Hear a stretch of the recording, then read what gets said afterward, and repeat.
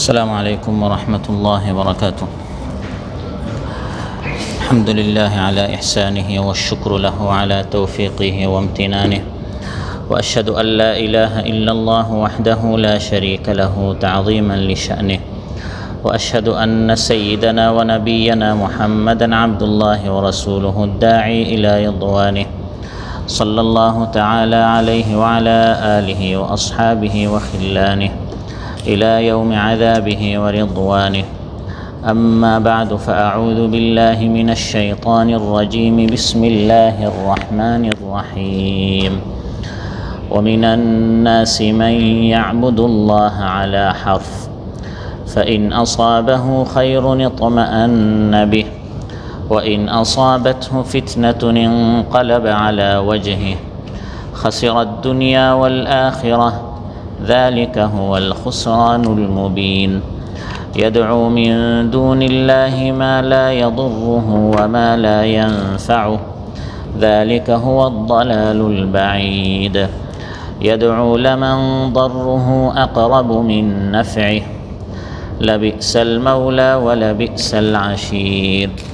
إن الله يدخل الذين آمنوا وعملوا الصالحات جنات تجري من تحتها الأنهار، إن الله يفعل ما يريد। আল্লাহ তাআলা ইরশাদ করেন, আর এক শ্রেণীর মানুষ আছে যারা আল্লাহর ইবাদত করে সন্দেহের সাথে কিনারায় প্রান্তে। যদি তার কোনো কল্যাণ হয় তাহলে সে প্রশান্ত হয়, আর যদি কোনো অকল্যাণ তার ঘটে তখন সে মুখ ফিরিয়ে চলে যায়। দুনিয়া ও আখিরাতে সে ক্ষতিগ্রস্ত। এটাই হচ্ছে সুস্পষ্ট ক্ষতি। সে আল্লাহকে বাদ দিয়ে এমন কিছুকে ডাকে যা না তার কোনো ক্ষতি করতে পারে, না তার কোনো লাভ করতে পারে। এটা কত দূরের বিভ্রান্তি, কত ভ্রষ্টতা। সে আল্লাহকে বাদ দিয়ে এমন কিছুর পূজা করে, এমন কিছুকে ডাকে যার ক্ষতি লাভের চেয়ে বেশি নিকটতর। এটা কত নিকৃষ্ট অভিভাবক এবং কত নিকৃষ্ট সঙ্গী। নিশ্চয় যারা ঈমান এনে আমলে সালেহ সৎকাজ করেছে, আল্লাহ তাদেরকে এমন জান্নাতে প্রবেশ করান যার নিচ দিয়ে নদ নদী প্রবাহিত। নিশ্চয় আল্লাহ তারা যা চান তা করেন। আন্নাজমার এই মসজিদে আয়োজিত আজকের মাহফিলে উপস্থিত সম্মানিত মুসল্লি ভাইরা, সূরাতুল হাজ থেকে 4টি আয়াত 11, 12, 13 এবং 14, এই 4টি আয়াত তিলাওয়াত করে এর সহজ সরল বাংলা অনুবাদ উপস্থাপন করেছি। এই 4টি আয়াতে আল্লাহ তাআলা ঈমানদারদের সম্পর্কে আলোচনা করেছেন যে ঈমানদার হচ্ছে দুই ধরনের। একদল মানুষ শুধু মুখে দাবি করে কিন্তু ঈমান তার অন্তরে প্রবেশ করে নাই।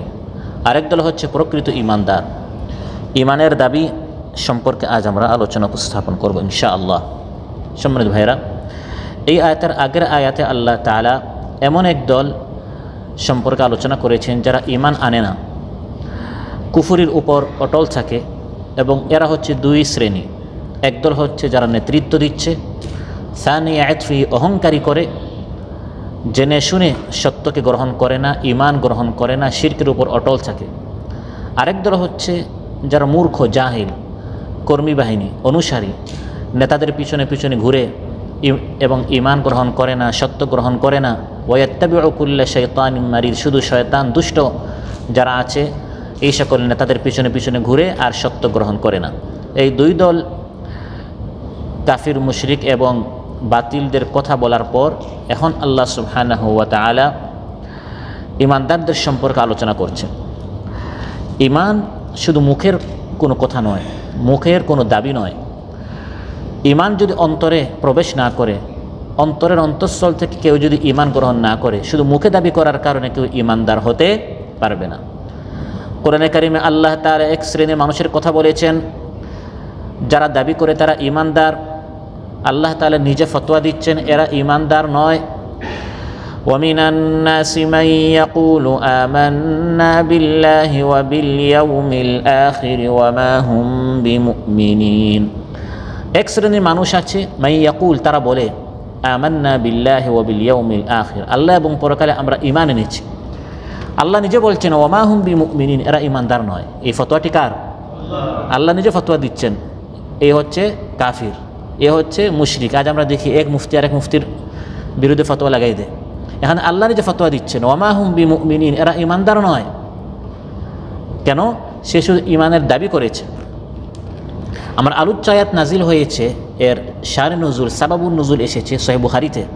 ইবনে আব্বাস রাদিয়াল্লাহু আনহুমা বলেন, কানা আর-রাজুলু ইয়াকদুমুল মাদিনা, গ্রাম থেকে বেদুইন আসতো, যারা মূর্খ, জাহিল, তালিমে বসে নাই, বৈঠকে বসে নাই, ইসলাম সম্পর্কে তেমন গভীর জ্ঞান নেই। শহরে এসেছে, মদিনায় এসেছে, এসে ইসলাম গ্রহণ করলো। শহরে আসার কারণে যদি তার সন্তান হতো এবং তার সুয়ারি বাড়ত, মালে বরকত হতো, তখন সে বলতো, ফাইদা ওয়ালাদাত ইমরাআতাহু গুলামান ওয়া নাতাজাত খাইলাহু ক্বালা হাযা দীনুন সালিহ। তখন এই বেদুইন মূর্খ জাহিলরা বলতো যে এটা খুব ভালো এক দিন, যে এই দিন গ্রহণ করার কারণে আমরা গ্রাম থেকে শহরে এসেছি, মদিনায় এসেছি, আমাদের সন্তান বেড়েছে, মাল বেড়েছে, বরকত হয়েছে, এই দিনের উপর আমাদের থাকতে হবে, অটল থাকতে হবে। ওয়া ইল্লাম তালিদ ইমরাআতাহু, শহরে আসার কারণে মদিনায় এসে যদি তার সন্তান না হয়, ওয়ালাম তানতুজ খাইলাহু, এবং তার ঘোড়া সুয়ারিও বৃদ্ধি হচ্ছে না, মালও বাড়ছে না, তখন সে বলতো হাদা দীনুন সুনা, এই দিন গ্রহণ করে আমাদের লাভ হয় নাই, বরং আমার সন্তান হচ্ছে না, মাল হচ্ছে না, ব্যবসা বাণিজ্যে উন্নতি হচ্ছে না, এই দিনে আর থাকা যাবে না। তখন সে ইসলাম ত্যাগ করে, মদিনা ত্যাগ করে তারা চলে যেত। তখন আল্লাহ তাআলা আলোচ্য আয়াত নাজিল করেছেন যে এক শ্রেণীর মানুষ, তারা ঈমান এনেছে অন্তর থেকে নয়, বরং স্বার্থকে সামনে রেখে ঈমান আনে। যখন ইসলামের জয় জয় অবস্থা, ভবিষ্যতে ইসলামপন্থীরা আপনার ক্ষমতায় যেতে পারে, প্রতিষ্ঠিত হতে পারে, তখন দেখবেন অনেক মানুষ দলে দলে কাছে ভিড়ে, ফটোর জন্য, ভিডিওর জন্য, মিডিয়ার জন্য, স্টেজের জন্য, বড় বড় নেতাদের সাথে ছবি ইত্যাদি অনেক কিছু। আর যখন দুর্দিন আসে, বিপদ আসে, মুসিবত আসে, জেল জুলুম আসে, জরিমানার সময় আসে, তখন এদেরকে আর খুঁজে পাওয়া যায় না। ওয়ামিনান নাসি মান ইয়াবুদুল্লাহা আলা হারফ, আল্লাহ তাআলা বলেন এক শ্রেণীর মানুষ, ওয়ামিনান নাস, একটা হচ্ছে কোরআনের তিলাওয়াত, একটা হচ্ছে কোরআনের তাফসির। তাফসির হচ্ছে ব্যাখ্যা, বিশ্লেষণ। ব্যাখ্যা করলে ব্যাখ্যার তাফসিরের একটি অর্থ হচ্ছে মুখোশ উন্মোচন করা। কোরআনের মধ্যে আল্লাহ তাআলা মানুষের মুখোশ উন্মোচন করে দিয়েছেন। ওয়ামিনান নাস, এক শ্রেণীর মানুষ। কোরআন যখন নাজিল হতো তখন মুনাফিকরা ভয় আতঙ্কে থাকতো, ইয়াহযারুল মুনাফিকুন, তারা আতঙ্কে থাকতো কোন সূরা নাজিল হয়ে আমাদের মুখ, আমাদের চেহারা কী হয়ে যাবে, উন্মোচন হয়ে যাবে, আমাদের কল ফাঁস হয়ে যাবে, আমাদের ভিডিও ফাঁস হয়ে যাবে, গোপনে আমরা যে বৈঠক করতাম, ষড়যন্ত্র করতাম, সব কোরআনে নাজিল করে করে আল্লাহ তাআলা ফাঁস করে দিবেন। এই জন্য এই ধরনের আলোচনা আরবিতে মহানবী সাল্লাল্লাহু আলাইহি ওয়াসাল্লাম মদিনায় করতেন। আর এখন আমাদের সমাজের যারা চাঁদাবাজ আছে, টেন্ডারবাজ আছে, জুলুমবাজ আছে, স্বৈরাচার আছে, মানুষের ওপর অত্যাচার করে, এদের মুখোশ যখন উন্মোচন করা হয় কোরআনের মাহফিলে, তখন তারা বাধা দেয় এবং তারা এই সকল আলোচনায় আতঙ্কে থাকে যে সকল আলোচনা করার কারণে আমাদের চেহারা, আমাদের মুখোশ কী হয়ে যাচ্ছে, উন্মোচন হয়ে যাচ্ছে। হ্যাঁ, আপনি তাসবিহ, জিকির এবং আপনার কদুর ফজিলত, মধুর ফজিলত, আতরের ফজিলত, এগুলো যখন আপনি আলোচনা করবেন তখন কেউ আপনাকে বাধা দিবে না। কিন্তু যখন জুলুমের বিরুদ্ধে, অত্যাচারের বিরুদ্ধে আলোচনা করবেন, মুখোশ উন্মোচন করে দিবেন, তখন তারা বাধা দিবে। কোরআন এই ধরনের আয়াত নাজিল হয়েছে, মানুষের মুনাফিকদের মুখোশ উন্মোচন করে দিয়েছে। ওয়ামিনান নাসি মান ইয়াবুদুল্লাহা আলা হারফ, এক শ্রেণীর মানুষ আছে যারা আল্লাহ বলে ইয়াবুদুল্লাহ, আল্লাহর ইবাদত করে, ঈমান আনে, আলা হারফ, দ্বিধার সাথে, সন্দেহের সাথে, দুদুল্যমান প্রান্তে, কিনারায়। যেরকম এক ব্যক্তি যদি পাহাড়ের কিনারায় থাকে, ফায়াবুদুল্লাহ কাল্লাযী ইয়াকিফু আলা তারাফি জাবালিন, পাহাড়ের কিনারায় যদি থাকে, হয় ডান দিকে পড়বে, না হয় বাম দিকে পড়বে, না হয় সামনে পড়বে, না পিছনে পড়বে। এই ব্যক্তি ঈমান এনেছে, দুদুল্যমান, যে কোনো সময় সে ঈমান ত্যাগ করে পলায়ন করতে পারে। তাফসিরে এসেছে ওই ব্যক্তির মতো যে পাহাড়ের কিনারে আছে বা সেই সেনাবাহিনীর সাথে আছে একবারে পিছনে, সে অপেক্ষায় থাকে, যদি তার সাথী সঙ্গীরা বিজয়ী হয় তাহলে সে গনিমতে অংশগ্রহণ করতে আবার ভুলে যায় না, যে আমিও কিন্তু তোমাদের সাথে ছিলাম। পিছনে থাকে, যদি দেখে যে না এরা সুবিধা করতে পারছে না, পরাজিত হওয়ার সম্ভাবনা, তখন সে সবার আগে পালিয়ে চলে যায়। এই ধরনের একদল ইসলামের দাবিদার আছে, ঈমানের দাবিদার আছে, কোরআনের মধ্যে আল্লাহ তাআলা উল্লেখ করেছেন। কাল আল হাসান, ইমাম হাসান বসরি রাহিমাহুল্লাহ বলেন, হুয়াল মুনাফিক ইয়াবুদুহু বিলিসানিহি দুনা কলবি। এখানে আল্লাহ তাআলা মুনাফিকদের কথা বলছেন, যারা আল্লাহর ইবাদত করে বিলিসানিহি, জবান দ্বারা, দুনা কলবিহি, কলব দ্বারা নয়। কলবে আসলে ঈমান নাই, ইসলামী আন্দোলন নেই, জিহাদ ফি সাবিলিল্লাহ নেই, ইসলাম প্রতিষ্ঠা নেই, কোরআন নেই, কিছুই নেই, এগুলো সব তার মুখের দাবি। যখন কঠিন সময় আসে, দুর্দিন আসে, তখন আর তাকে খুঁজে পাওয়া যায় না।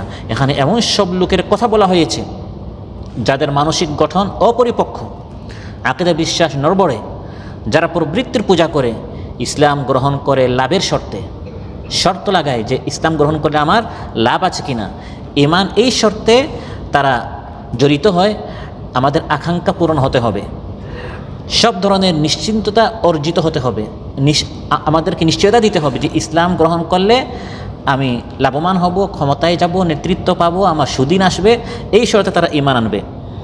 আল্লাহর দিন তাদের কাছে কোনো স্বার্থ ত্যাগ দাবি করতে পারবে না যে ইসলাম গ্রহণ করলে, ঈমান গ্রহণ করলে সন্তানের মহব্বত ত্যাগ করতে হবে, মালের মহব্বত ত্যাগ করতে হবে, জানের মহব্বত, এইগুলোতে আমি নাই। এগুলো হলে আমি কিন্তু ইসলামের মধ্যে নেই। দুনিয়াতে তাদের কোনো ইচ্ছা আশা অপূর্ণ থাকতে পারবে না। এই শর্তে তারা ঈমান আনবে। ফাইন আসাবাহু খায়রুন ইতমাআন্না বিহি। আল্লাহ তাআলা বলেন এই এক শ্রেণীর মানুষ তারা যখন ইসলাম গ্রহণ করে, ঈমান আনে, ঈমান আনার পর যদি দেখে মাশাআল্লাহ আমার সন্তান বাড়ছে, খায়রুন আমার কল্যাণ হচ্ছে, স্বাস্থ্য বাড়ছে, ব্যবসা বাণিজ্য বাড়ছে, ভবিষ্যৎ ইসলাম ক্ষমতায় যাচ্ছে, আমার সুদিন আসবে, ইতমাআন্না বিহি, তখন সে তৃপ্তি পায়, তার দিল প্রশান্ত হয়, দিল প্রশস্ত হয়, আমি আপনাদের সাথে আছি, আমি আপনাদের লোক, আমি আপনাদের ভাই, আমি আপনাদের দলের।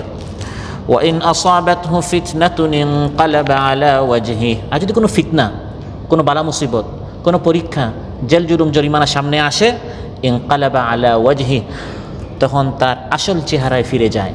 ইনকালাবা আলা ওয়াজহি, তখন তার আসল মুখোশ উন্মোচিত হয়, তখন তার আসল চরিত্র ফাঁস হয়ে যায় এবং বলে এই দ্বীনের কারণে আমি আগেই ভালো ছিলাম। আসেন এক শ্রেণীর মানুষ এখন বলে আমরা আগেই ভালো ছিলাম। তো এক শ্রেণীর মানুষ আছে ইসলাম গ্রহণ করার পর যখন দেখে বালা মুসিবত আসে তখন বলে না, আমি আগেই যখন ইসলাম গ্রহণ করি নাই ওই আগেই ভালো ছিলাম।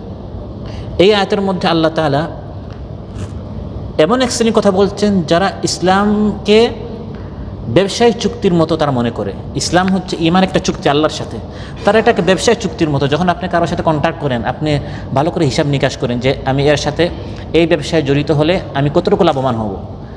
যদি দেখে যে এই ব্যবসায় লাভ আছে তখন সে অগ্রসর হয়, আর যদি এখানে আমি অগ্রসর হলে আমার জান যাওয়ার, মাল যাওয়ার, সন্তান হারার সম্ভাবনা আছে, তখন এই ব্যবসায় মানুষ কি হয় না, জড়িত হয় না।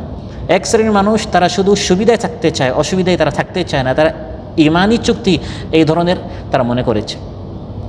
রাসূল সাল্লাল্লাহু আলাইহি সাল্লামের জামানায় একদল মুনাফিক ছিল। ومنهم من يلمزك في الصدقات فإن أعطوا منها رضوا وإن لم يعطوا منها إذا هم يسخطون। রাসূল সাল্লাল্লাহু আলাইহি ওয়াসাল্লাম যখন গনিমত দিতেন, আল্লাহ তাআলা বলেন যদি হে নবী আপনি তাদেরকে গনিমত দেন তখন সে খুশি হয় না, এই নবী ভালো, এই ইসলাম ভালো, এই কোরআন ভালো, মদিনার সনদ আমাদের প্রতিষ্ঠা করতে হবে, ইসলাম শান্তির ধর্ম, ইসলামের মতো এত সুন্দর জীবন বিধান পৃথিবীতে আর নেই।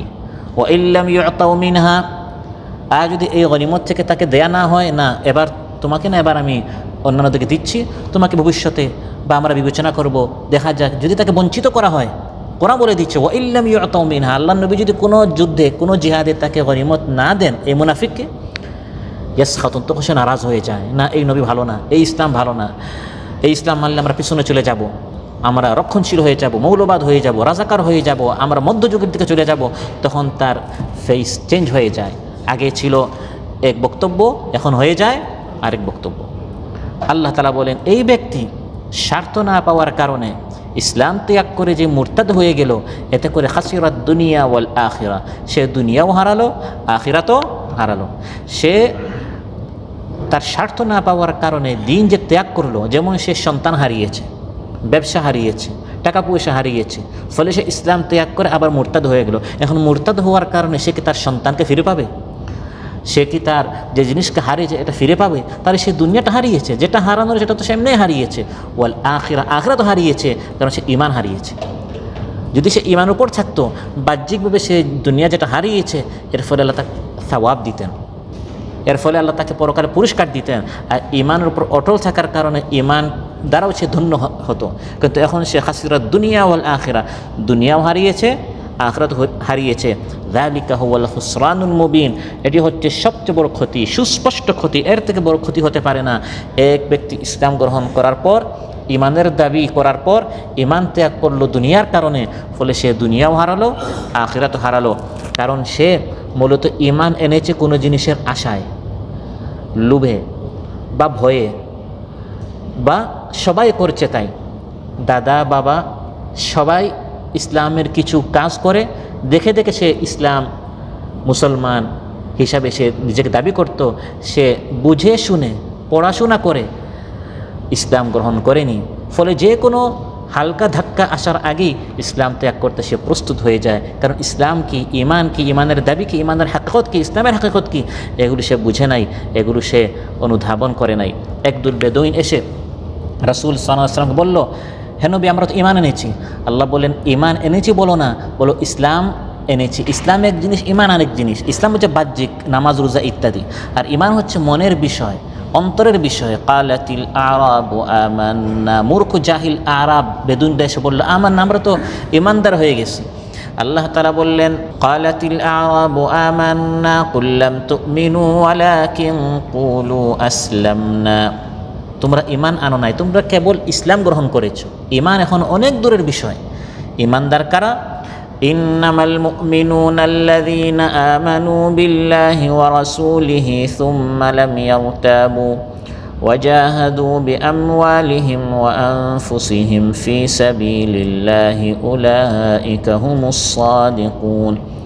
ইমানদার হচ্ছে তারা যারা আল্লাহ এবং তার রাসূলের উপর ইমান আনার পর কোনো সন্দেহ সংশয় করে না, সামান্য বিপদ মুসিবত আসলে পলায়ন করে না, দিন ত্যাগ করে না। লাম ইয়ারতাবু, তারা দুদুল্যমান নয়, সন্দেহ সংশয় করে না, তারা এরকম কোনো কিনারার উপর দাঁড়িয়ে নয়, বরং তারা ইমানের মিডিলে, সেন্টারে, একবারে মাঝখানে তারা অটল থাকে। বিপদ আপদ মুসিবতে ইমানে, আবার সুখের দিনের যখন দিন আসে তখনও তারা ইমানের উপর অটল থাকে, তারা কখনো পিছপা হয় না। ইমান আনার পর পরীক্ষা আসবে, বিপদ আপদ আসবে, পরীক্ষার জন্য, যাচাই বাছাই করার জন্য যে আপনি সত্যিকার ইমানদার কিনা। হালকা ধাক্কায় আপনি যদি পড়ে যান, পালিয়ে যান, ইসলাম ত্যাগ করে ফেলেন, তাহলে তো আপনি পরীক্ষায় ফেল করলেন। আহাসিবান নাস, মানুষকে মনে করে আইয়ুতরাকু, যে তাদেরকে এভাবেই ছেড়ে দেয়া হবে। আইয়াকুলু আমান্না ওয়া হুম লা ইফতানুন, তারা বলবে আমরা ঈমান এনেছি, পরীক্ষা ছাড়াই তাদেরকে এভাবে ছেড়ে দেয়া হবে। মানুষকে মনে করেছে না না, এরকম ছাড়া হবে না। তাদের আগের লোকদেরকে পরীক্ষা করা হয়েছে, কঠিন থেকে কঠিন পরীক্ষা। ওয়ালাকাদ ফাতান্নাল্লাযীনা মিন ক্বাবলিহিম, আগের লোকদেরকে পরীক্ষা করেছিলাম। পরীক্ষার মাধ্যমে আমি আল্লাহ তাআলা জানতে চাই কে কার দাবিতে সত্যবাদী, কে কার দাবিতে মিথ্যাবাদী। ফালা ইয়ালামান্নাল্লাহুল্লাযীনা সাদাকু ওয়া লা ইয়ালামান্নাল কাযিবিন। আল্লাহ তাআলা বলেন, সে ইসলাম ত্যাগ করে, ঈমান ত্যাগ করে ফিরে গেল মূর্তি পূজার দিকে, অগ্নি পূজার দিকে, দুনিয়া পূজার দিকে। এমন জিনিসের সে পূজা করছে যে না তার কোনো ক্ষতি করতে পারবে, না তার কোনো লাভ করতে পারবে। ইয়াদউ মিন দুনিল্লাহি মা লা ইয়াদুররুহু ওয়া মা লা ইয়ানফাউ যালিকা হুয়াদ দালালুল বাঈদ। সে ছিল ঈমানদার, কিন্তু এই পরীক্ষা আসার কারণে ঈমান ত্যাগ করে সে এমন কুফরের দিকে গেল যে জিনিসের সে পূজা করছে, যেমন মূর্তি পূজা করছে। মা লা ইয়াদুররুহু, এই মূর্তি পূজা না করলে মূর্তি তার কোনো ক্ষতি করতে পারবে না। ওয়া মা লা ইয়ানফা, মূর্তির পূজা করলে মূর্তি তার কোনো লাভ করতে পারবে না। এমন জিনিসের পূজা করা শুরু করলো, আল্লাহ তাআলা তার লাভও করতে পারেন এবং তার থেকে ক্ষতি দূর করতে পারেন। এখন সে আল্লাহর ইবাদত বাদ দিয়ে এমন গায়রুল্লাহর পূজা করা শুরু করলো যা তার কোনো লাভ ক্ষতি করতে পারে না। যালিকা হুয়াদ দালালুল বাঈদ, এটা হচ্ছে সবচেয়ে বড় গুমরাহি, যে আল্লাহকে বাদ দিয়ে এমন কিছুর পূজা করা, ইবাদত করা, উপাসনা করা যে কোনো লাভ ক্ষতি করতে পারে না, না সৃষ্টি করতে পারে। লা ইয়াখলুকু যুবাবান ওয়ালাউ ইজতামাউ লাহু, সৃষ্টি করবে কিভাবে? তারা তো কোনো মাছিও সৃষ্টি করতে পারবে না, না কোনো রিজিক দিতে পারে। লা ইয়ামলিকুনা লাকুম রিজক, আল্লাহ বলেন তারা তোমাদের কোনো রিজকের মালিক নয়। ওয়ালা ইস্তাতিউনা লাহুম নাসরা, তোমাদের কোনো সাহায্য করতে পারবে না। তাহলে আল্লাহকে ত্যাগ করে, আল্লাহর উপর ঈমান ইবাদত ত্যাগ করে সে যে কুফরের দিকে ফিরে গেল, এতে করে সে লাভবান হয়েছে না ক্ষতিগ্রস্ত হয়েছে? এক শ্রেণীর মানুষ আল্লাহর ইবাদত বাদ দিয়ে মূর্তি পূজার দিকে, গায়রুল্লাহর পূজার দিকে চলে গেল। এরপরে আল্লাহ তাআলা বলছেন আরেক শ্রেণীর মানুষ আছে যারা আল্লাহর ইবাদত বাদ দিয়ে মূর্তি পূজা নয়, বরং তাগুতের পূজা করা শুরু করলো, মানুষের পূজা করা শুরু করলো। যে শ্রেণীর মানুষ আজ আমাদের সমাজে অনেক বেশি, মানব রচিত বিভিন্ন আইন বিধানের পূজা করা। যেমন এক শ্রেণীর মানুষ ফিরআউনের আনুগত্য করত, নমরুদের আনুগত্য করত। ফিরআউন, নমরুদ, এই ধরনের তাগুত স্বৈরশাসক যারা আছে, আল্লাহর বিধান বাদ দিয়ে নিজেদের বিধান প্রতিষ্ঠা করতে চায়, তাদের কথা মানলে দুনিয়াতে সাময়িক কিছু লাভ পাওয়া যায়, গদি পাওয়া যায়, ক্ষমতা পাওয়া যায়, টাকা পয়সা পাওয়া যায়, মিডিয়া পাওয়া যায়, সুনাম পাওয়া যায়, সুখ্যাতি পাওয়া যায়। মূর্তি পূজা করলে কিছু পাওয়া যায় না। তাই পরের আয়াতে আল্লাহ তাআলা বলছেন, হ্যাঁ সে এমন জিনিসের পূজা করছে, ইয়াদউ লামান, আগে আল্লাহ বলেছেন মালা গায়রুল আকিলা, যে জিনিস, এখন বলছেন লামান দাররুহু আকরাবু মিন নাফি, এমন জিনিসের সে এখন পূজা করছে যার সামান্য কিছু লাভ হতে পারে, সামান্য ক্ষমতা গদি ইত্যাদি সে পাচ্ছে। সে ইমানের উপর অটল থাকলে হতে পারে তার জরিমানা দিতে হতো, জেল সামনে আসতো, ত্যাগ কোরবানি করতে হতো। সে ইমানের পথ ত্যাগ করে এই বাতিল গ্রহণ করার কারণে হতে পারে এই বাতিল থেকে সামান্য কিছু দুনিয়া দিচ্ছে, কিন্তু এই লাভের চেয়ে ক্ষতি বেশি নিকটতর। কারণ এই দুনিয়া কয় দিনের, 5 বছর 10 বছর 20 বছর, এরপর এই দুনিয়া শেষ। এরপর সে যা উপকার, সে যে উপকৃত হয়েছে, লাভবান হয়েছে, এটা শেষ হয়ে যাবে মৃত্যুর সঙ্গে সঙ্গে বা এই জালিমের পতনের সঙ্গে সঙ্গে। এরপর তার ক্ষতি শুরু হবে। লাবিসাল মাওলা ওয়া লাবিসাল আশির, এই মাবুদ কত নিকৃষ্ট, এই সঙ্গী কত নিকৃষ্ট। না দুনিয়াতে কোনো কাজে আসলো, না আখিরাতে কোনো কাজে আসবে, আর কাজে আসলেও এটা সাময়িক, এরপরে দীর্ঘ সময়ের অনেক ক্ষতি এবং অনেক দুঃখ কষ্ট তার জন্য জাহান্নামে অপেক্ষা করছে। এই এক শ্রেণীর কথা আল্লাহ তাআলা বলেছেন, লাবিসাল মাওলা ওয়া লাবিসাল আশির, যে এই কত নিকৃষ্ট অভিভাবক এবং কত নিকৃষ্ট সঙ্গী। কারণ মানুষ সাধারণত গায়রুল্লাহর পূজা করে এই আশায় যে আমি তার সঙ্গী হচ্ছি, যে সে আমার কষ্টে আমার কাজে আসবে, বিপদে আমার কাজে আসবে, বা তার পূজা করে সে তাকে মাওলা মাবুদ হিসেবে গ্রহণ করে যে বিপদে সে আমার কাজে আসবে। আল্লাহ বলে মাবুদ হিসাবে উনি নিকৃষ্ট আর সঙ্গী হিসাবে উনি নিকৃষ্ট, কোনো কাজে আসবে না। যারা ইয়াবুদুল্লাহ আলা হারফ, তারা দাবি করে যে তারা আল্লাহর ইবাদত করছে, কিন্তু তারা তাদের ইবাদতের মধ্যে দুদুল্যমান, ইস্তিকামতের সাথে থাকে না। মুখে দাবি করে আমরা আল্লাহর ইবাদত করছি, আর বাস্তবে তারা ইবাদত করছে তাগুতের। বাস্তবে তারা ইবাদত করছে তাগুতের, বাতিলের, মিথ্যা দল, মিথ্যা মত, মিথ্যা দল, বিশ্বাস, আদর্শ, সেগুলোকে সে গ্রহণ করেছে। মসজিদে আসে, সে নামাজ পড়ে, হজ উমরাও করে, রোজাও রাখে, কিন্তু দল করার সময় এবং আদর্শ গ্রহণ করার সময় সে এমন আদর্শ গ্রহণ করে যেটা সরাসরি কোরআন পরিপন্থী। মূলত এই আয়াতে আল্লাহ তাআলা আলোচনা করেছেন সেই শ্রেণীর লোকের কথা। তাফসিরে এসেছে যেমন ফিরআউন। কোরআনের মধ্যে আল্লাহ তাআলা শুধু ফিরআউনের নিন্দা করেন নাই, কোরআনের মধ্যে শুধু আল্লাহ তাআলা ফিরআউনের সমালোচনা করেন নাই, বরং যারা ফিরআউনের দল করেছে, যারা ফিরআউনের আদর্শ গ্রহণ করেছে, যারা ফিরআউনকে ফিরআউন বানিয়েছে, যারা ফিরআউনকে স্বৈরাচার বানিয়েছে, যারা ফিরআউনকে ফিরআউনের গদিতে বসিয়েছে, যারা ফিরআউনকে ফিরআউনের আসনে বসিয়েছে, আল্লাহ তাআলা তাদের সমালোচনা করেছেন। এবং কোরআনের মধ্যে আল্লাহ তাআলা উল্লেখ করেছেন যে এই সকল লোকেরা ফিরআউনের সাথে থাকার কারণে কিয়ামতের দিন ফিরআউন আগে থাকবে এবং তারা ফিরআউনের পিছনে পিছনে জাহান্নামে যাবে। তার ফিরআউনের আদর্শ গ্রহণ করার কারণে, ফিরআউনের সাথে থাকার কারণে তারা দুনিয়াবি কিছু লাভ উপকার পেয়েছে, হতে পারে গদি পেয়েছে, হতে পারে তার ক্ষমতা পেয়েছে, হতে পারে মন্ত্রিত্ব পেয়েছে, হতে পারে সুনাম পেয়েছে, সুখ্যাতি পেয়েছে, মিডিয়া নাম এসেছে, পুরা মিশর তাদের সুখ্যাতি হয়েছে। কিন্তু এই লাভের চেয়ে ক্ষতি বেশি, কারণ এই লাভটি কয়দিনের, 20, 30, 40 বছরের। এরপর মৃত্যু আসবে, এরপর খালিদিনা ফিহা আবাদা, চিরকাল জাহান্নামে সে চির কষ্টের জায়গা, বেদনার জায়গা, যন্ত্রণার জায়গা, শাস্তির জায়গা, সেই জাহান্নামে তাকে যেতে হবে। তাহলে এই আয়াতে আল্লাহ সুবহানাহু ওয়া তাআলা সেই ইমানের যারা দাবি করে তাদের কথা বলছেন। ইমানের দাবি করার পর সে এমন দল করছে, এমন মত গ্রহণ করছে যাদের সাথে থাকার কারণে লাভের চেয়ে ক্ষতি বেশি। ক্ষতিটা কিছুদিন পর, এটা এখন সে চোখে দেখছে না, আড়ালে লাভটা এখন সে চোখের সামনে দেখছে। চাকচিক্যময় দুনিয়া তার চোখের সামনে আসছে, হাত ছানিতে আহ্বান করছে, ফলে সে প্রতারিত হয়ে যায়, ধোঁকায় পড়ে যায়, ওই বাতিল আদর্শটা গ্রহণ করে ফেলে। দাবি করে সে ইমানদার, কিন্তু ওই বাতিল আদর্শটা গ্রহণ করে ফেলে এই দুনিয়া পাওয়ার জন্য। পরিণতিতে কী হয়? ফাত্তাবাউ আমরা ফিরআউন ওয়া মা আমরু ফিরআউন বিরাশীদ। ফিরআউনের অনুসারী যারা, আল্লাহ তাআলা বলেন ফাত্তাবাউ, তারা ইত্তিবা করেছে, অনুসরণ করেছে, আমরা নির্দেশ, ফিরআউনের নির্দেশ তারা অনুসরণ করেছে, ফলো করেছে। অথচ ওয়ামা আমরু ফিরআউন বিরাশীদ, ফিরআউনের নির্দেশ যুক্তিসঙ্গত নয়, সঠিক নয়। ইয়াকদুমু কওমাহু ইয়াওমাল কিয়ামাতি ফাআওরাদাহুমুন নার, কিয়ামতের দিন ফিরআউন তার অনুসারীদের সামনে থাকবে, ফাআওরাদাহুমুন নার, তাদেরকে নিয়ে সে জাহান্নামে নিক্ষিপ্ত হবে। তাহলে ফিরআউনের দল করার কারণে, ফিরআউনের সাথে থাকার কারণে লাভ হয়েছে না ক্ষতি হয়েছে?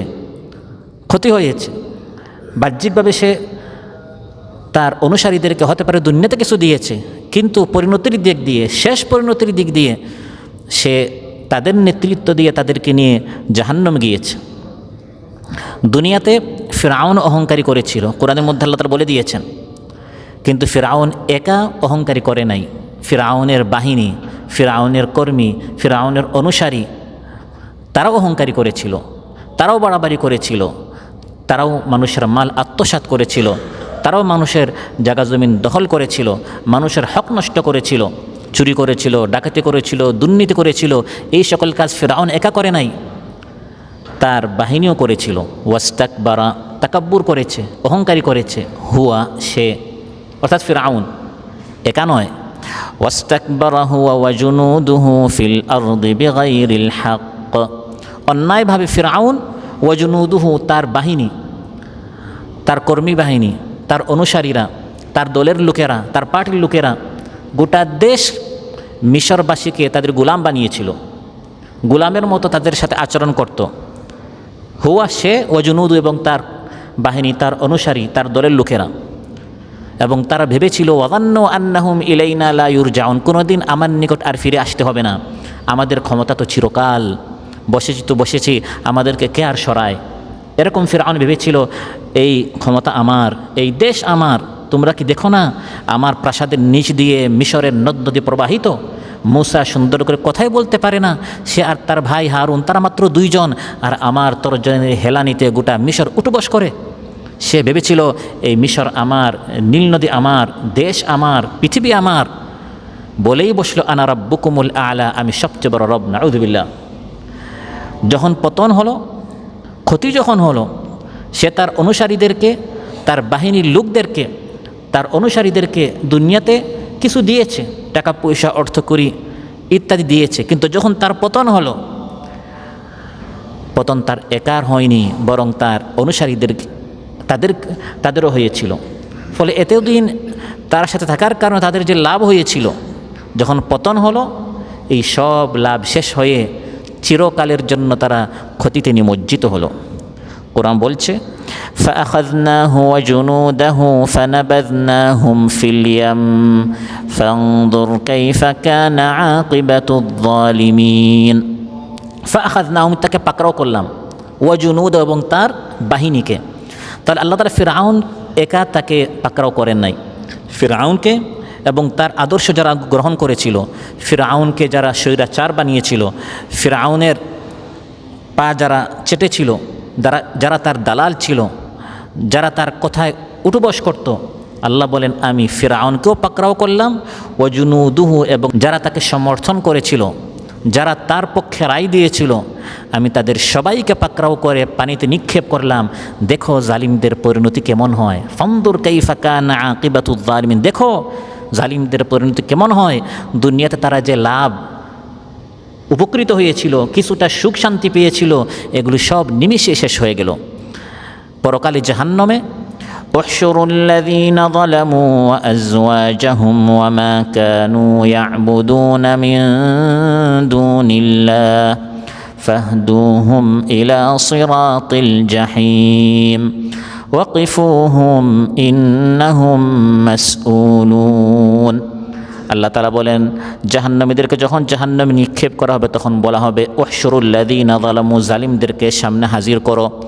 একা জালিমদেরকে নয়, ও আজওয়াজাহুম, তাদের সঙ্গী সাথীদেরকে, তাদের কর্মী বাহিনীকে, তাদের অনুসারীদেরকে, যারা তাদেরকে জালিম বানিয়েছিল, যারা তাদেরকে এত উপরে উঠিয়েছে, যারা তাদের ক্ষমতা চিরস্থায়ী করেছিল, যারা তাদের ক্ষমতাকে অটুট করেছিল, জালিমদেরকেও আমার সামনে হাজির করো এবং তাদের অনুসারীদেরকেও সামনে হাজির করো এবং সবাইকে ফাহদুহুম ইলা সিরাতিল জাহিম, জাহান্নামের রাস্তা দেখাও, সেই জাহান্নামে তাদের সবাইকে যেতে হবে।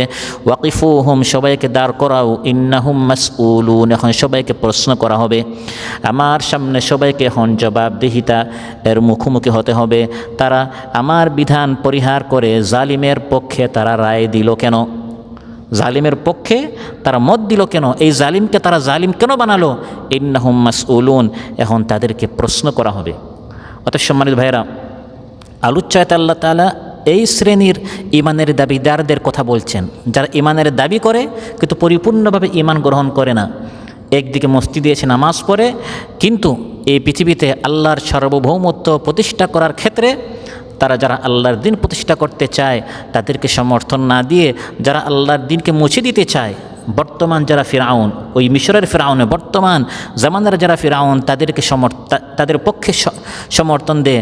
জামানার যারা মুসা, জামানার যারা ইব্রাহিম, জামানার যারা আবু বকর ওমর আদর্শে যারা আদর্শিত তাদের পক্ষে রায় না দিয়ে বর্তমান নমরুদ ফিরাউন এগুলো যুগে যুগে থাকবে, তাদের পক্ষে যারা রায় দেয় আল্লাহ তাআলা আলোচ্যাতে তাদের কথা আলোচনা করেছেন। ইয়া আবুদুল্লাহ, আল্লাহর ইবাদত করে কিন্তু আলা হারফ, সন্দেহের সাথে, পরিপূর্ণভাবে ইসলামে প্রবেশ করে না। কিছুটা ইসলাম মানে, আবার কিছুটা অনইসলামিক আদর্শকে গ্রহণ করে। ইসলাম গ্রহণ করার পর, ইমানের দাবি করার পর পরিপূর্ণভাবে আপনি ইমানের উপর টিকে আছেন কিনা পরীক্ষা আসবে। মাঝে মধ্যে মত ভোট আপনার রায় দেওয়ার সময় একবার ভুল করলে এই ভুলের মসুল হতে পারে 15 বছর, 20 বছর, 25 বছর, সারা জীবন দিতে হবে। যেমন বুখারী মুসলিমে এসেছে, হযরত কাব বিন মালিক রাদিয়াল্লাহু আনহু জলিলুল কদর সাহাবী, মহানবী সাল্লাল্লাহু আলাইহি ওয়াসাল্লামের সাথে প্রায় সব যুদ্ধে শরীক হয়েছিলেন। শুধু একটি যুদ্ধ, তাবুক যুদ্ধে তিনি যাবেন করে দেরি করে ফেললেন। ফলে সাহাবী হওয়া সত্ত্বেও তিনি একটু দেরি করলেন কেন এবং অংশগ্রহণ করেননি? অংশগ্রহণ করতে অনিচ্ছুক বিষয় এমন নয়, বরং যাবেন করে দেরি করে ফেললেন। তারপর মহানবী সাল্লাল্লাহু আলাইহি ওয়াসাল্লাম যখন ফিরে আসলেন, তিনি যখন তাওবা করতে আসলেন, মহানবী সাল্লাল্লাহু আলাইহি ওয়াসাল্লাম তার তাওবা সহজ গ্রহণ করেননি, বরং 50 দিন সামাজিক বয়কট করা হয়েছে। এই জিহাদে তিনি অংশগ্রহণ করতে দেরি করলেন কেন? বের হতে দেরি করলেন কেন? ফলে এই জিহাদে তিনি অংশগ্রহণ করতেই পারেন নাই। 50 দিন সামাজিক বয়কটের মধ্যে 40 দিন সামাজিক বয়কট ছিল, আর শেষের 10 দিন স্ত্রী সন্তানের সাথে থাকতে নিষেধ করা হয়েছিল। পরিপূর্ণ সামাজিক বয়কট। কঠিন পরিস্থিতি, আপনরা পর হয়ে গেছে। যাদের সাথে নামাজ পড়তেন, বৈঠকে বসতেন, তালিমে বসতেন, কেউ তার সাথে কোনো সালাম নেই, কালাম নেই। আপন বন্ধু, আপন সাথী, সঙ্গে সবাই পর হয়ে গেল। এই কঠিন মুহূর্তে এই পরীক্ষার চেয়ে বড় আরেকটি পরীক্ষা তার সামনে এসেছে। বুখারী মুসলিম এসেছে, হযরত কাব বলেন, আমি এভাবে মদিনায় চলাফেরা করছি, হঠাৎ দেখি দাফা ইলাইয়া কিতাবান মিন মালিকি গাসসান। গাসসানের সম্রাট, গাসসান হচ্ছে রোমের বড় একটি এলাকা শহর, সেখানের যে সম্রাট বাদশা, তার তরফ থেকে এক ব্যক্তি এসে আমার হাতে একটি চিঠি দিল। ফাইদা ফি, চিঠিটি খুলে আমি দেখলাম সেই চিঠিতে লেখা, আম্মা বা'দ ফাইন্নাহু ক্বাদ বালাগানি আন্না সাহিবাকা ক্বাদ জাফাকা ওয়া লাম ইয়াজআলকাল্লাহু বিদারি হাওয়ানিন ওয়ালা মাদিয়া ফালহাক বিনা নুওয়াসিক। আমি জানতে পারলাম ওই গাসসানের সম্রাট বাদশা হযরত কাবকে চিঠি দিয়েছে। আমি জানতে পারলাম যে তোমার সাথী মুহাম্মদ তোমার প্রতি অন্যায় আচরণ করছে। নাউযুবিল্লাহ। মানে সামাজিক বয়কটের কারণে সবাই তোমার সাথে এখন কথা বলছে না, তুমি খুব কষ্টে আছো, এই খবর আমার নিকট এসেছে। অথচ আল্লাহ তোমাকে নিচু গৃহে জন্ম দেননি, ধ্বংসাত্মক স্থানে নয়, তুমি একজন সম্মানিত, সম্ভ্রান্ত। এরকম মদিনায় থেকে এত তুমি অপমানিত হবে, কেউ তোমার সাথে কথা বলবে না, এরকম তুমি জীবন যাপন করবে কেন? সুতরাং তুমি মুহাম্মদের দল বাদ দাও, আমার দলে আসো, আমার পক্ষে আসো, আমার দেশে আসো, তুমি আমাদের কাছে চলে আসো, আমরা তোমার সাথে ভালো আচরণ করব। ফাকুলতু, আমি যখন এই চিঠি পড়লাম, লাম্মা কারাতুহা, এই চিঠিটি পরে আমি মনে মনে বললাম, হাযা আইদান মিনাল বালা। সামাজিক বয়কট করার কারণ যে পরীক্ষার মুখোমুখি আমি হয়েছি, এর চেয়ে এই পরীক্ষা হচ্ছে আরও বড় পরীক্ষা। ইসলামী এই দল থেকে সে চাচ্ছে আমাকে ওই বাতিল দলে নিয়ে যাওয়ার জন্য প্রলোভন দেখাচ্ছে, মন্ত্রিত্ব দিবে, ক্ষমতা দিবে, তারপর সম্মান দিবে। আমি বললাম এটি হচ্ছে আগের পরীক্ষার চেয়ে বড় পরীক্ষা। ফাতায়াম্মামতু বিহাত্তান নূর ফাসাজারতুহু বিহা, সঙ্গে সঙ্গে এই চিঠিটি আমি চুলার কাছে গেলাম এবং আগুনে পুড়িয়ে দিলাম।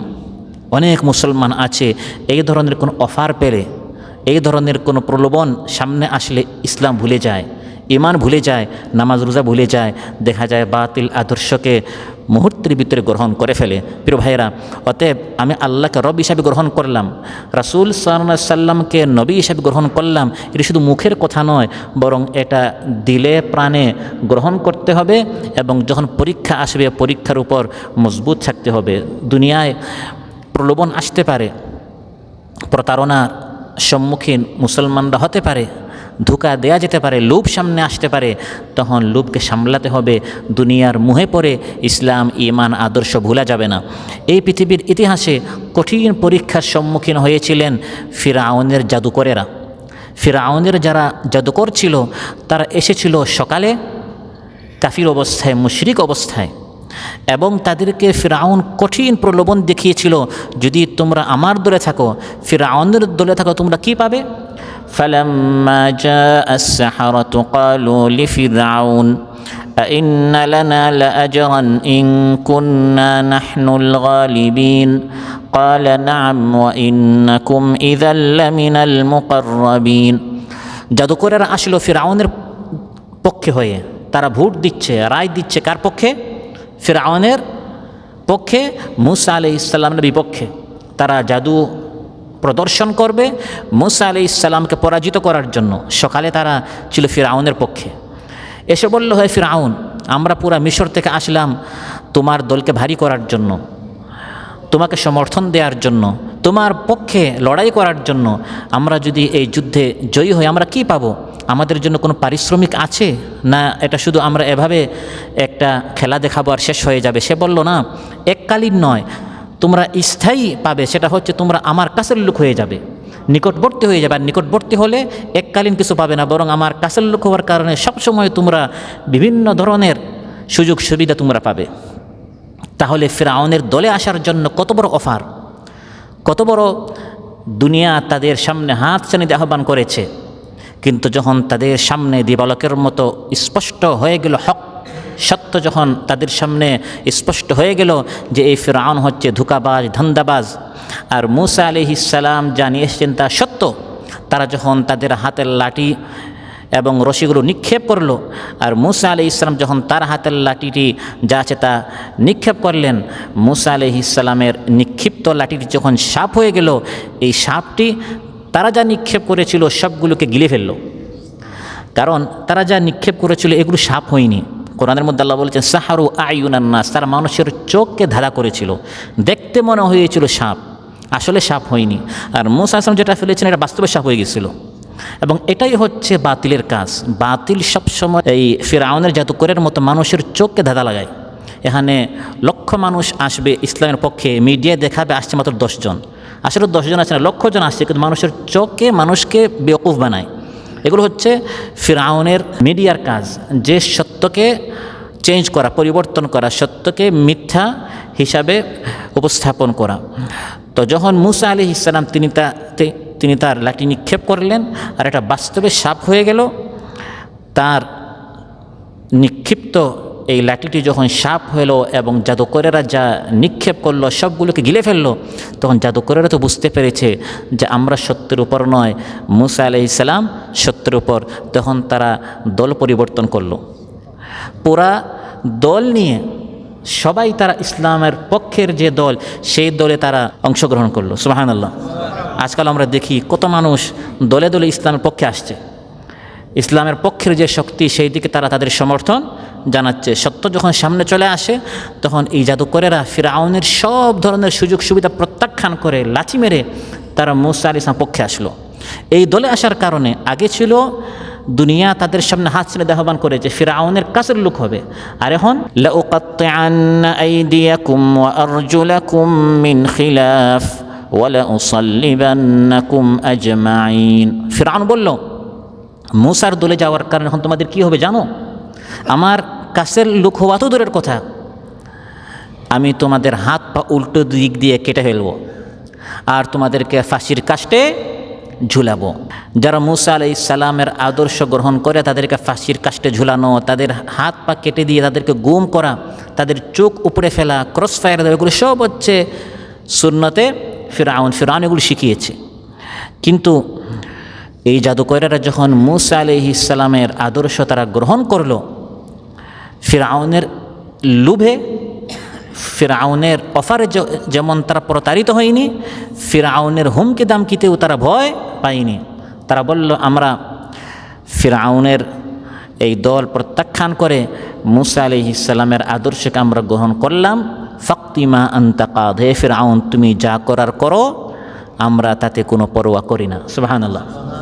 অতএব ঈমানের দাবি করার পর যারা ইয়াদউ, এমন এক দলকে ডাকে, এমন নেতাকে ডাকে বা সমর্থন দেয় বা তার পক্ষে কাজ করে, যার সাথে কাজ করার কারণে লামান দাররুহু আকরাবু মিন নাফিহি, লাভের চেয়ে ক্ষতি বেশি, দুনিয়ার কিছুদিনের লাভ কিন্তু চিরস্থায়ী ক্ষতি, আল্লাহ বলেন এই ব্যক্তি পরিপূর্ণ ইমানদার হতে পারেনি। এটা হচ্ছে তার মুখের দাবি, ওমা হুম বিমুমিনিন, এই লোকটা ইমানদার হতে পারেনি।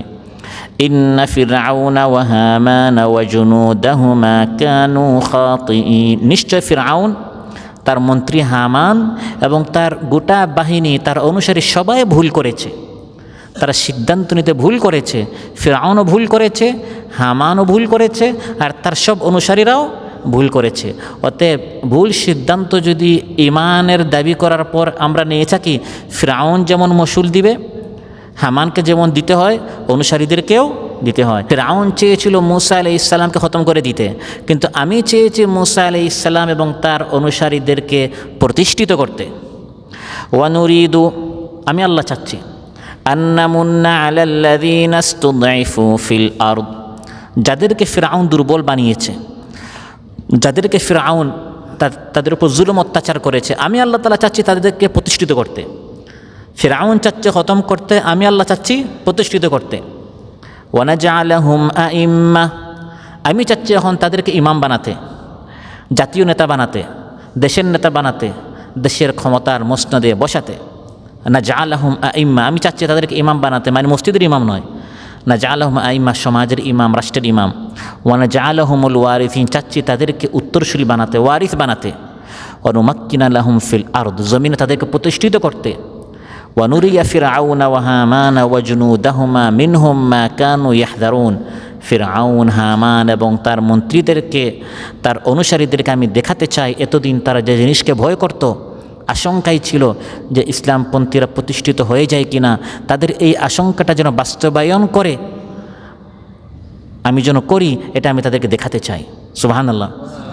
হাজার বছর আগে আল্লাহ তাআলা যেটা বলেছেন, এখন আমরা সচক্ষে সেটা দেখতে পাচ্ছি। এমন সময় যারা ঈমানের দাবি করছে, তারা যেন তাদের ঈমানের পরীক্ষায় উত্তীর্ণ হয়। যেভাবে ঈমানদারেরা বলছে যে আমরা ঈমানদার, জীবনের প্রত্যেকটা দিক ও বিভাগে সেই ঈমানের পরীক্ষায় উত্তীর্ণ হতে হবে। সম্মানিত ভাইরা, যারা কোনো একটি জায়গায় আল্লাহর ইবাদত করে, কিন্তু যখন ইসলাম প্রতিষ্ঠার প্রশ্ন আসে, তখন তারা ইসলামের পক্ষে রায় না দিয়ে এমন এক পক্ষে রায় দেয় যেখানে তারা দুনিয়ার কিছু লাভ, কিছু লোভ, কিছু চাকচিক্যময় দুনিয়া তারা প্রতারিত হয়, ফলশ্রুতিতে তারা লাভবান হয় না, বরং তারা ক্ষতিগ্রস্ত হয়, তারা দুনিয়াও হারায়, আখিরাতও হারায়। এই দুদুল্যমান এই শ্রেণীর কথা আলোচনা করার পর আল্লাহ তাআলা যারা সত্যিকার মুসলিম, ঈমান ইয়াকিনে যারা সুদৃঢ়, যারা সুখ দুঃখ না দেখেই দিনের উপর অটল থাকে, আল্লাহ তাআলা পরের আয়াতে, শেষের আয়াতে তাদের কথা আলোচনা করেছেন। আল্লাহর অনুগ্রহ লাভ করলে যারা কৃতজ্ঞতা প্রকাশ করে, দুঃখ দুর্দশায় যারা পিছপা হয় না, বরং তারা সবর করে, ধৈর্য ধারণ করে, সুবহানাল্লাহ, তারা মতলবী, ধান্দাবাজ, দুমনা, দৃঢ় বিশ্বাসীহীন মুসলমানের মতো নয়, বরং তারা ঠান্ডা মাথায় খুব ভালোভাবে ভেবে চিন্তা আল্লাহ রসুল এবং আখিরাতকে তারা মেনে নেয়। এই মেনে নেওয়ার পর, ঈমান আনার পর, এটার উপর তারা ইস্তিকামত, অটল থাকে, অনড় থাকে, মজবুত থাকে। যে কোনো ধরনের বিপদ আপদ মুসিবত পাহাড় মাথায় ভেঙ্গে পড়ুক, তারা পিছপা হয় না, বা বৃষ্টি ধারার মতো পুরস্কার ঝরে পড়ুক, সর্বাবস্থায় তারা এই পথের উপর অটল থাকে। ইন্নাল্লাহা ইউদখিলুল্লাযীনা আমানু ওয়া আমিলুস সালিহাতি জান্নাতিন তাজরি মিন তাহতিহাল আনহার, নিশ্চয় যারা ঈমান এনেছে, আমানু, তারপর এই ঈমানের উপর অটল ছিল, কালু রাব্বুনাল্লাহু সুম্মা ইসতাকামু, বিপদ আপদ আসলে তারা এই পথ ত্যাগ করে না, বরং ইস্তিকামতের সাথে টিকে থাকে। ওয়ামিলুস সালিহাত ইন্নাল্লাহ ইউদখিলুল্লাযীনা আমানু ওয়ামিলুস সালিহাত, ঈমান আনার পর তারা নেক আমল করে দুঃখে এবং সুখে। নেক আমল শুধু দুঃখে নয়, নেক আমল শুধু সুখে নয়, বরং সুখে দুঃখে সর্বাবস্থায় তারা ঈমান এনে নেক আমল করে। এভাবে যারা এই পথের উপর টিকে থাকে, আল্লাহ তাআলা বলেন আল্লাহ তাআলা তাদেরকে প্রবেশ করাবেন এমন জান্নাতে যার নিচ দিয়ে নদ নদী প্রবাহিত হবে। সুবহানাল্লাহ। এক দলকে আল্লাহ তাআলা পথভ্রষ্ট করলেন, আরেক দলকে আল্লাহ তাআলা ঈমানের উপর অটল রাখলেন। এইভাবে আল্লাহ তাআলা দুই দলকে আলাদা আলাদা করলেন কেন? আল্লাহ তাআলা বলেন ইন্নাল্লাহা ইয়াফআলু মা ইউরিদ, আল্লাহ তাআলা যা চান তা করেন, যাকে চান তাকে হিদায়াত দান করেন, যাকে চান আল্লাহ তাআলা তাকে পথভ্রষ্ট করেন। আজকের এই আলোচনা থেকে আমরা যেটা জানলাম বুঝলাম সেটি হচ্ছে ঈমান কেবল মুখের দাবি নয়, বরং ঈমান হচ্ছে অন্তরের অন্তঃস্থল থেকে বুঝে শুনে অনুধাবন করার বিষয়। যারা বুঝে শুনে ঈমান গ্রহণ করে তারা বিপদে আপদে মুসিবতে সুখে দুঃখে সর্বাবস্থায় এই ঈমানের উপর অটল থাকে। আর যারা না বুঝে বা কোনো স্বার্থের কারণে, কোনো লোভে বা কোনো ভয়ে বা দেখে দেখে সমাজের স্রোতের সাথে যারা ঈমান আনে, তারা সামান্য বিপদ আসার সঙ্গে সঙ্গে ঈমান ত্যাগ করতে তারা প্রস্তুত হয়ে যায়। এই আলোচনা থেকে আল্লাহ তাআলা আমাদেরকে যে বার্তা মেসেজ দিতে চান সেটি হচ্ছে আমাদেরকে সর্বাবস্থায় ঈমানের উপর অটল থাকতে হবে, ইস্তিকামতের সাথে অবিচল থাকতে হবে, ইসলামের উপর অবিচল বিশ্বাস থাকতে হবে, ইয়াকিন থাকতে হবে। আল্লাহ সুবহানাহু ওয়া তাআলা আমাদের সবাইকে আলোচ্য বিষয়ের উপর আমল করার তৌফিক দান করুন। আমাদের সবাইকে ঈমানের উপর ইস্তিকামতের সাথে অবিচল থাকার তৌফিক দান করুন। আমাদের কলবকে আল্লাহ তাআলা নিফাক মুক্ত করুন, আমাদের চোখকে আল্লাহ তাআলা খিয়ানত থেকে বাঁচান, আমাদের আমলকে আল্লাহ তাআলা রিয়া থেকে মুক্ত হেফাজত করুন। আমাদের মধ্যে যারা অসুস্থ আছেন আল্লাহ তাআলা সুস্থ করে দেন, যার যে মনের পেরেশানি আল্লাহ তাআলা পেরেশানি দূর করুন। আসসালামু আলাইকুম ওয়া রাহমাতুল্লাহি ওয়া বারাকাতুহু। সুবহানাকাল্লাহুম্মা ওয়া বিহামদিকা।